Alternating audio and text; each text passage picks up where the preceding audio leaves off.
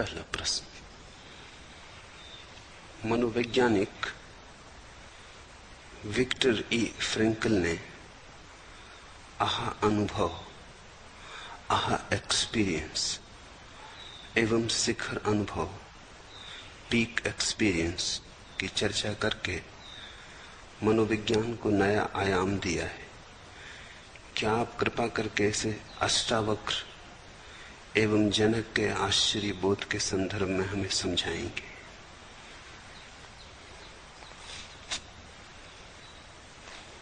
पहली बात, जिसे फ्रैंकल ने आहा अनुभव कहा है, वो आहा तो है, अनुभव बिल्कुल नहीं। अनुभव का तो अर्थ होता है आहा मर गई। आहा का अर्थ ही होता है कि तुम उसका अनुभव नहीं बना पा रहे। कुछ ऐसा घटा है जो तुम्हारे अतीत ज्ञान से समझा नहीं जा सकता, इसलिए तो आहा का भाव पैदा होता है। कुछ ऐसा घटा है जो तुम्हारी अतीत श्रृंखला से जुड़ता नहीं, श्रृंखला टूट गई। अनहोना घटा है, अपरिचित घटा है, असंभव घटा है, जिसे न तुमने कभी सोचा था, न विचारा था, न सपना देखा था। ऐसा घटा है। परमात्मा जब तुम्हारे सामने खड़ा होगा तो न तो वो कृष्ण की तरह होगा बांसुरी बजाता हुआ, और न जीसस की तरह होगा सूली पे लटका हुआ, और न राम की तरह होगा धनुष्वाण हाथ में लिए हुए। अगर राम की तरह धनुष्वाण हाथ में लिए खड़ा हो तो तुम्हारे अनुभव से मेल खा जाएगा। तुम कहोगे ठीक है, प्रभु द्वार आ गए। आह पैदा नहीं होगा, अनुभव बन जाएगा, तुम्हारी धारणा में बैठ जाएगा। थोड़े बहुत चौंकोगे, लेकिन चौंक इतनी गहरी न होगी कि तुम्हारे अतीत से तुम्हारे भविष्य को अलग तोड़ जाए। आहा का अर्थ होता है ऐसी चौंक कि जैसे बिजली कौंध गई और एक क्षण में जो अतीत था वो मिट गया, उससे तुम्हारा कोई संबंध न रहा। कुछ ऐसा घटा जिसकी तुम्हें सपने में भी भनक न थी। असंभव घटा, अज्ञेय द्वार पर खड़ा हो गया, न जिसके लिए कोई धारणा थी, न विचार था, न सिद्धांत था, जिसे समझने में तुम असमर्थ हो गए बिल्कुल, जिस पे तुम्हारी समझ का ढांचा न बैठ सका, जो तुम्हारी समझ के सारे ढांचे तोड़ गया। उस अवस्था में ही आहा का भाव पैदा होता है। इसलिए आहा, पहली तो बात ख्याल रखना, अनुभव नहीं। अनुभव का तो अर्थ होता है प्रतिभिज्ञा हो गई, रिकॉग्निशन हो गया, तुम पहचान गए कि अरे ये गुलाब का फूल। लेकिन गुलाब के फूल की प्रतिभिज्ञा, पहचान तभी हो सकती है जब अतीत में देखे गए फूलों जैसा ही हो। अगर ऐसा हो जैसा कि अतीत में कभी जाना ही नहीं, तो तुम पहचान ना सकोगे, तुम ठगे खड़े रह जाओगे, तुम्हारा मन एकदम स्तब्ध हो जाएगा, तुम्हारे मन की चलती विचारधारा एकदम खंडित हो जाएगी। उस खंडित विचारधारा में, उस निर्विचार क्षण में जो घटता है वही आहा है, वह अनुभव नहीं। अनुभव तो सभी मन के, वह अनुभवातीत अनुभव है। कहने को अनुभव कहो, अनुभव नहीं। उस अनुभवातीत अवस्था की 3 श्रेणियां हैं। पहली, जैसे ही किसी व्यक्ति को अनजान और अपरिचित की प्रतीति होती है, उसका सानिध्य मिलता है। संबोधि कहो, समाधि कहो, परमात्मा कहो, जैसे ही तुम्हारे पास उस अनजान की तरंगें आती, तुम तरंगायत होते हो, तो जो पहला भाव उठता है वो होता है आह, मुझे और हुआ। इस पर भरोसा नहीं आता कि मुझे और हो सकता है। बुद्ध को हुआ होगा, कृष्ण को हुआ होगा, क्राइस्ट को हुआ होगा, मुझे पहली असंभावना तो यह दिखती है कि मुझ पापी को, मुझ नाकुछ को, मुझ गिरे हुए को मुझे हुआ आह। तो पहला अनुभव तो यह होता है कि जैसे एक छाती में छुरी चुभ गई। तुमने कभी सोचा ही नहीं था कि तुम्हें हो सकता है। तुमने कभी सोचा परमात्मा तुम्हें मिल सकता है? सदा किसी और को मिला है।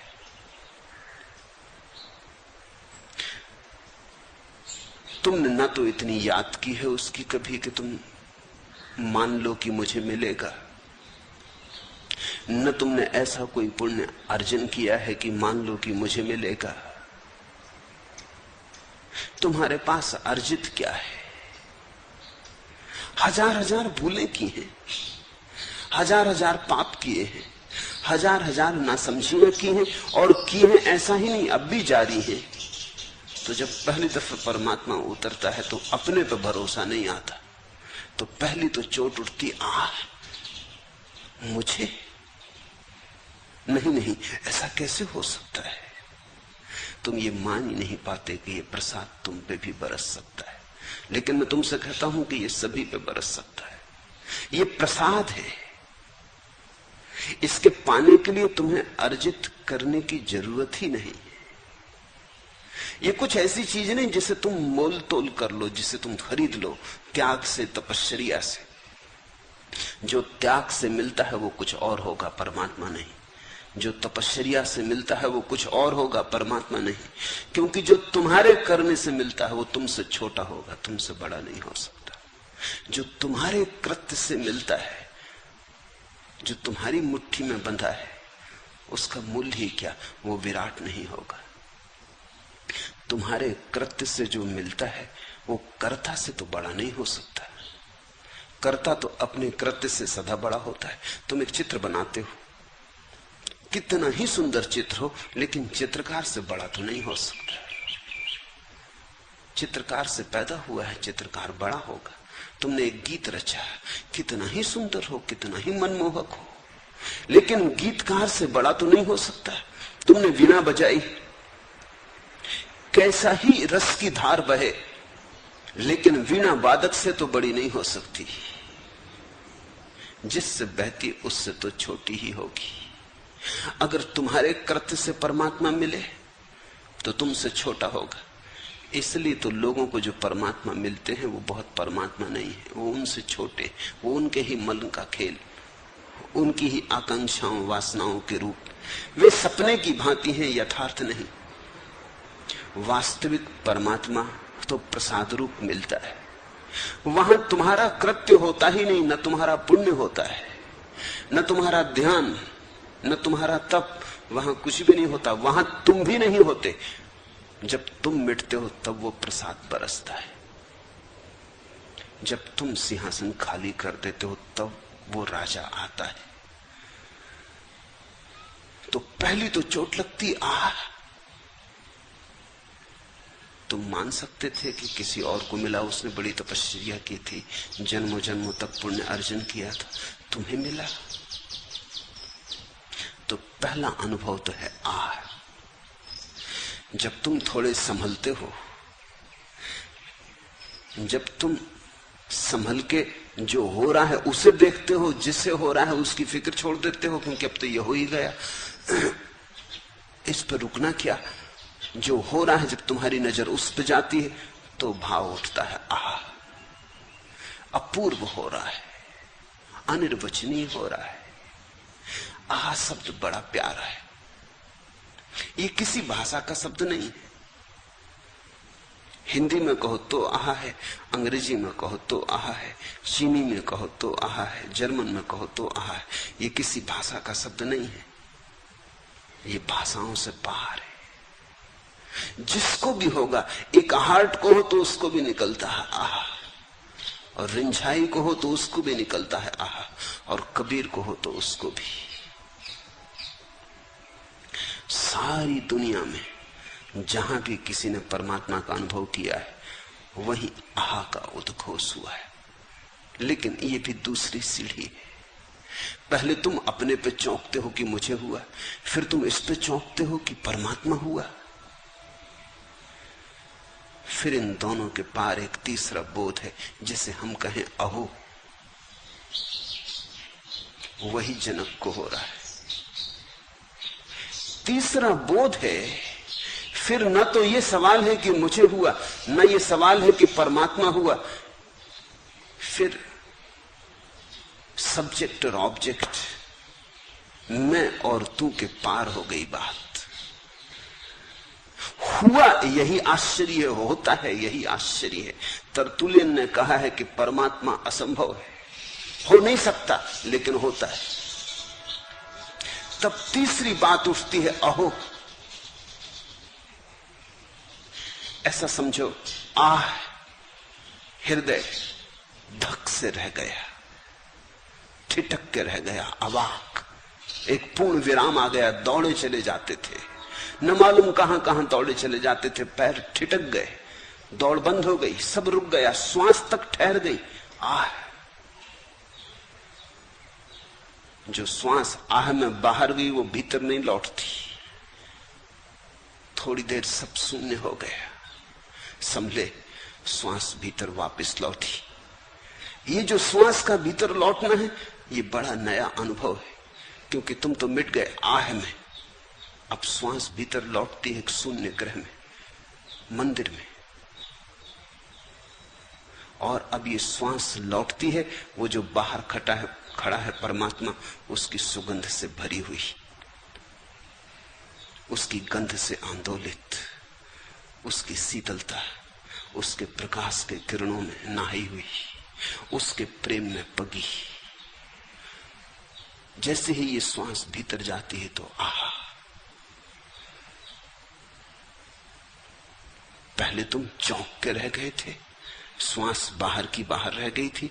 अब श्वास भीतर आती तो श्वास के बहाने परमात्मा भीतर आता है। तुम्हारा रोआ रोआ खिल जाता है, कली कली फूल बन जाती, हजार हजार कमल खिल जाते तुम्हारे चैतन्य की झील पर। आहा। और तब दोनों मिट जाते, न तो तुम हो न परमात्मा है, दोनों एक हो गए, सीमाएं खो गई। महामिलन होता, जहां न मैं हूं न तू है। तब अहो। आह है अवाक हो जाना, आह है अवाक धन आश्चर्य, अहो है आश्चर्य धन अवाक धन कृतज्ञता। तो आह तो घट सकती है नास्तिक को भी, आह तो घट सकती है वैज्ञानिक को भी। जब वैज्ञानिक भी कोई नई खोज कर लेता है तो धक रह जाता है, भरोसा नहीं आता, आह निकल जाती। आह तो घट सकती है गणितज्ञ को भी। कोई सवाल जो वर्षों तक उलझाए रहा हो, जब हल होता है तो वर्षों तक उलझाए रहने के कारण इतना तनाव पैदा हो जाता है, और जब हल होता है तो सारा तनाव गिर जाता है, बड़ी शांति मिलती।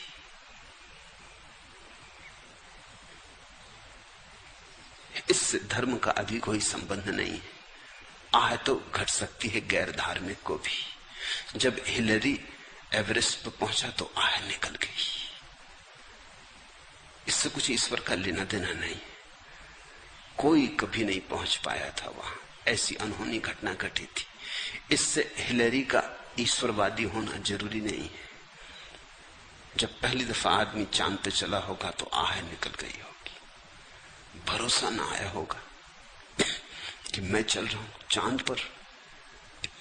सदियों सदियों से आदमी ने सपना देखा, हर बच्चा चांद को पकड़ने के लिए हाथ उठाए पैदा होता है।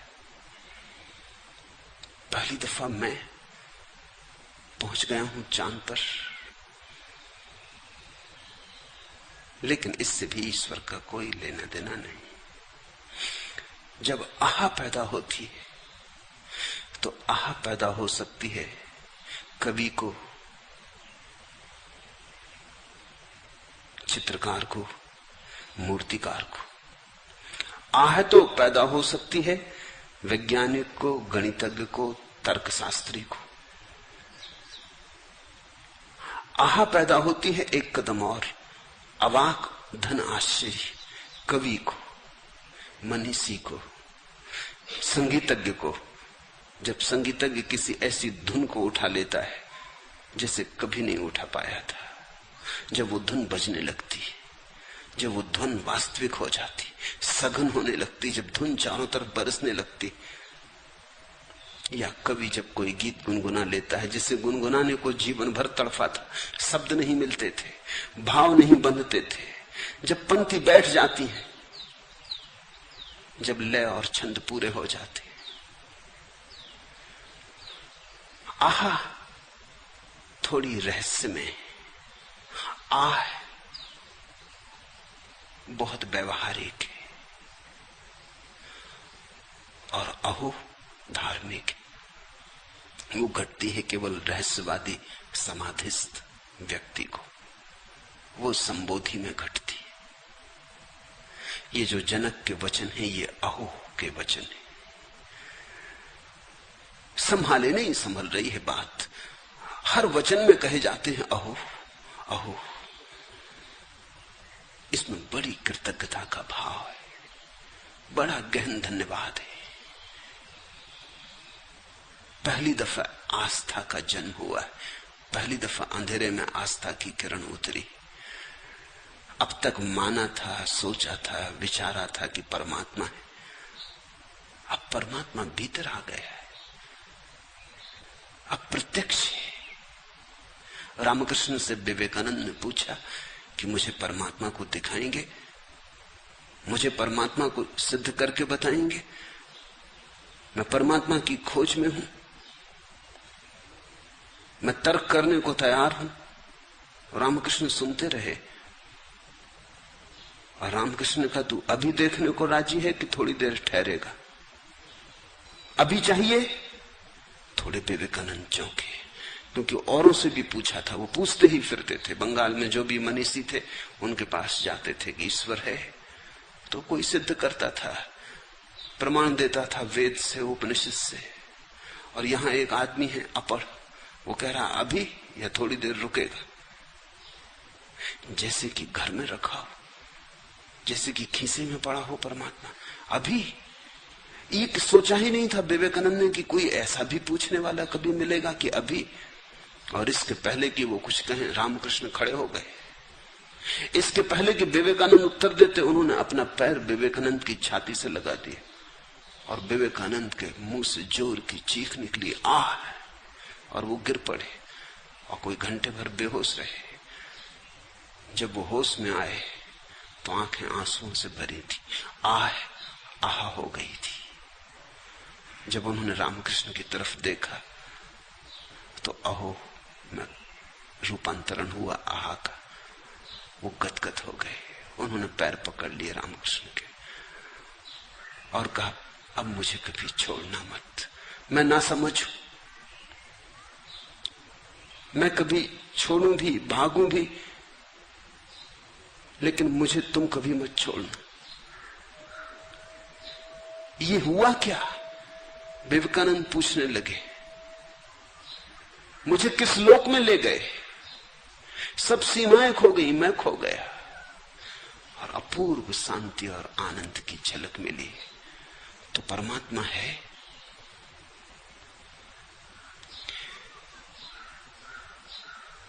विचार ठिठक जाए, आह, भाव ठिठक जाए, आह, तुम्हारी समग्र आत्मा ठिठक जाए, अहो।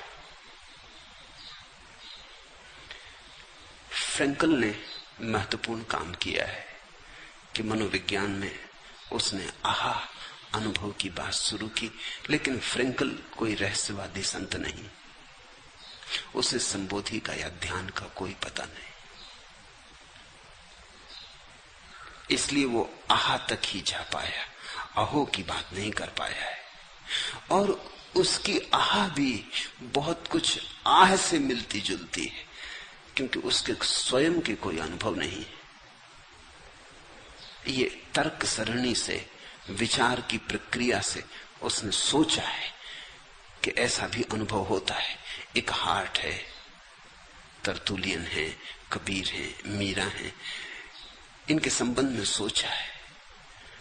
सोच सोच के उसने ये सिद्धांत निर्धारित किया, लेकिन फिर भी सिद्धांत मूल्यवान है। कम से कम किसी ने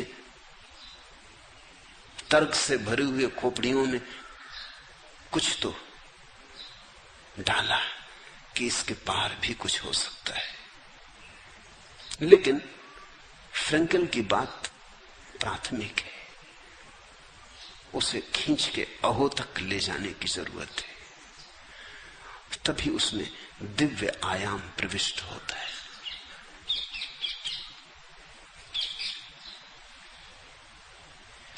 दूसरा प्रश्न, हम मनुष्यों ने किस महत आकांक्षा के बस अपनी अनुपम आश्चर्य बोध क्षमता का त्याग कर दिया है?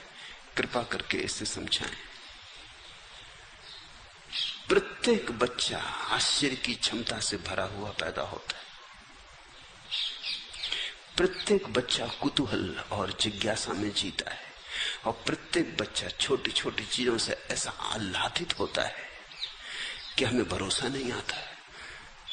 नदी के किनारे कि सागर के किनारे सीपियां बीन लेता है, शंख बीन लेता है और सोचता है हीरे जवाहरात बीन रहा है।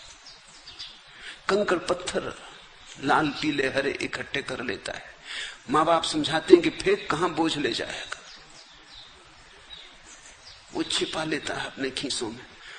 रात माँ उसके बिस्तर में से पत्थर निकालती, क्योंकि सब खीसे से पत्थर बिखर जाते हैं। वो छिपा छिपा के ले आता है। हमें दिखाई पड़ते हैं पत्थर, उसे दिखाई पड़ते हैं हीरे। अभी उसकी आश्चर्य की क्षमता मरी नहीं, अभी उसके प्राण पुलकित थे। अभी परमात्मा के घर से नया नया ताजा ताजा आया है। अभी आंखें रंगों को देख पाती हैं, अभी आंखें धूमिल नहीं हो गई, धुंधली नहीं हो गई। अभी कान स्वरों को सुन पाते हैं। अभी हाथ स्पर्श करने से मर नहीं गए, अभी जीवंत चेतना है, अभी संवेदनशीलता है। इसलिए बच्चा छोटी छोटी चीजों में किलकारी मारता है। तुमने छोटे बच्चों को देखा, अकारण इतनी छोटी बात में कि तुम्हें ही भरोसा नहीं आता कि कोई इतनी छोटी बात में इतना प्रसन्न कैसे हो सकता है। लेकिन धीरे धीरे वो क्षमता मरने लगती।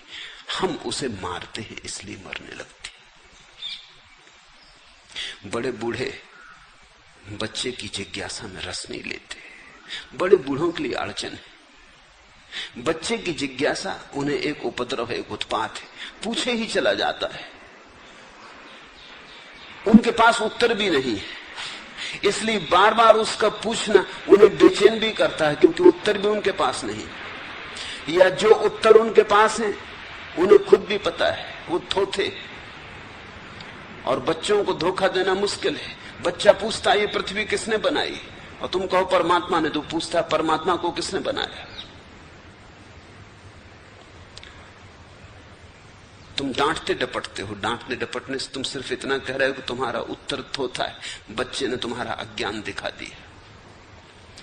उसने कह दिया पिताजी किसको धोखा दे रहे हो, दुनिया भगवान ने बनाई। वो पूछता भगवान को किसने बनाया। तुम कहते चुप रहे, ना समझ, जब बड़ा होगा तो जान लेगा। तुमने बड़े होके जाना,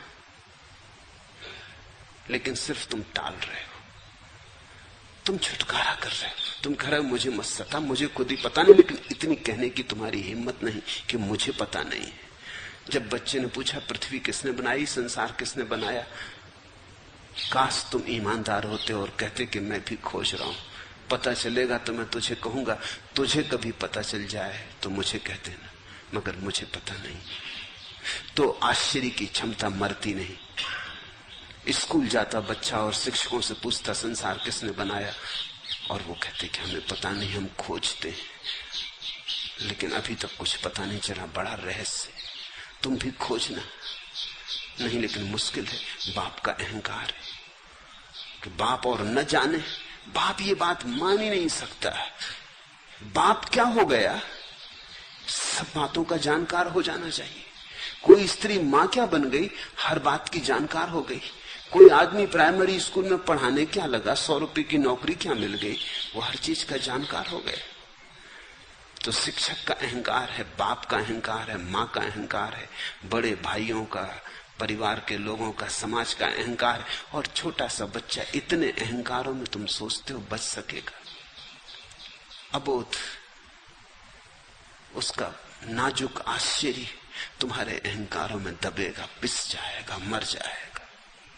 तुम सब उसे पीस डालोगे। जहां जाएगा वहीं डांट डपट खाएगा।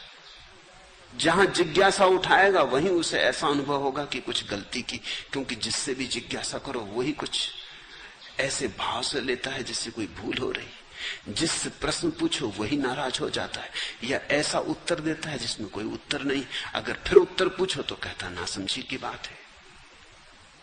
छोटे मोटे लोगों की बात छोड़ दो, जिनको तुम बड़े बड़े ज्ञानी कहते हो, उनकी भी यही हालत है। जनक ने एक दफा बड़ा शास्त्रार्थ का आयोजन करवाया। उस समय के बड़े ज्ञानी याज्ञवल्क्य भी उसमें शास्त्रार्थ में गए। जनक ने 1000 गौएं खड़ी रखी थी महल के द्वार पर कि जो जीत जाए ले जाए। याज्ञवल्क्य महापंडित थे। उन्होंने अपने शिष्यों को कहा कि गौएं धूप में खड़ी हैं, तुम इनको ले जाओ, विवाद में पीछे कर लूंगा। इतना भरोसा रहा होगा अपने विवाद की क्षमता पर। बड़ा अहंकारी व्यक्तित्व रहा होगा। और सचमुच वो पंडित थे, उन्होंने विवाद में सभी को हरा दिया। लेकिन वो जमाने भी अद्भुत थे। एक स्त्री खड़ी हो गई विवाद करने को, गार्गी उसका नाम था। उसने याज्ञवल्क्य को प्रश्न पूछे, उसने मुश्किल में डाल दिया। स्त्री पुरुषों से ज्यादा बच्चों के करीब है, इसलिए तो स्त्री उम्र भी पा जाती तो भी उसके चेहरे पे एक भोलापन और बचकानापन होता। वही तो उसका सौंदर्य है। स्त्री बच्चों के करीब है क्योंकि अभी भी रो सकती, अभी भी हंस सकती। पुरुष बिल्कुल सूख गए होते। तो और तो सब पंडित थे, उन सूखे पंडितों को याज्ञवल्क्य ने हरा दिया। एक रस भरी स्त्री खड़ी हो गई और उसने कहा कि सुनो, मुझसे भी विवाद करो। वो दिन अच्छे थे, तब तक स्त्रियां विवाद से वर्जित न की गई थी। याज्ञवल्क्य के बाद ही स्त्रियों को विवाद से वर्जित कर दिया गया और कहा गया कि वो वेद न पढ़ सकेंगी। ये महत अनाचार हुआ। लेकिन इसके पीछे कारण था गार्गी। गार्गी ने याज्ञवल्क्य को पसीने पसीने कर दिया। कोई भी बच्चा कर देता, इसमें गार्गी की कोई खूबी न थी। खूबी इतनी ही थी कि अभी वो आश्चर्य भाव से भरी थी। वो पूछने लगी प्रश्न। उसने सीधा सा प्रश्न पूछा। पंडितों ने तो बड़े जटिल प्रश्न पूछे थे, उनके उत्तर भी याज्ञवल्क्य ने दे दिए थे। जटिल प्रश्न का उत्तर देना सदा आसान है, सरल प्रश्न का उत्तर देना सदा कठिन है। क्योंकि प्रश्न इतना सरल होता है कि उसमें उत्तर की गुंजाइश नहीं होती। जब प्रश्न बहुत कठिन हो तो उसमें बहुत गुंजाइश होती। इस कोने उस कोने 1000 रास्ते होते। जब प्रश्न बिल्कुल सीधा सरल हो, जैसे कोई पूछ ले कि पीला रंग यानी क्या, तो क्या करोगे? प्रश्न बिल्कुल सीधा सरल है। तुम कहोगे कि पीला रंग यानी पीला रंग, वो कहे ये भी कोई उत्तर हुआ? पीला रंग यानी क्या, समझाओ। अब पीला रंग इतनी सरल बात है, इसको समझाने का उपाय नहीं, इसकी परिभाषा भी नहीं बना सकते। परिभाषा भी पुनरुक्ति होगी। अगर तुम कहो पीला रंग, तो ये तो पुनरुक्ति हुई, ये कोई परिभाषा हुई? ये तो तुमने वही बात फिर दोहरा दी। बात तो वही की वही रही, प्रश्न अटका ही रहा। गार्गी ने कोई बड़े कठिन प्रश्न नहीं पूछे, सीधी सादी स्त्री रही होगी, वही मुश्किल खड़ी हो गई। अगर वो भी उलझी स्त्री होती तो याज्ञवल्क्य ने उसे हरा दिया होता। वो पूछने लगी, मुझे तो छोटे छोटे प्रश्न पूछने, ये पृथ्वी को किसने संभाला हुआ है? याज्ञवल्क्य तभी डरा होगा कि झंझट की बात है, कोई शास्त्रीय प्रश्न नहीं। तो याज्ञवल्क्य ने जो पौराणिक उत्तर था दिया कि कछुए ने संभाला हुआ है, कछुए के ऊपर पृथ्वी टिकी। ये उत्तर बचकाना है, ये उत्तर बिल्कुल झूठा है। गार्गी पूछने लगी, और कछुआ किस पे टिका है? ये बच्ची का प्रश्न है, इसलिए मैं कहता हूं गार्गी ने उलझन खड़ी कर दी, क्योंकि वो सीधी सादी आश्चर्य से भरी हुई स्त्री रही होगी। कछुआ किस पे खड़ा है? याज्ञवल को घबराहट तो बढ़ने लगी होगी, क्योंकि तो मुश्किल मामला है। ये तो अब पूछती चली जाएगी, तुम बताओ हाथी पे खड़ा है, हाथी किस पे खड़ा है, तुम कहां तक जाओगे?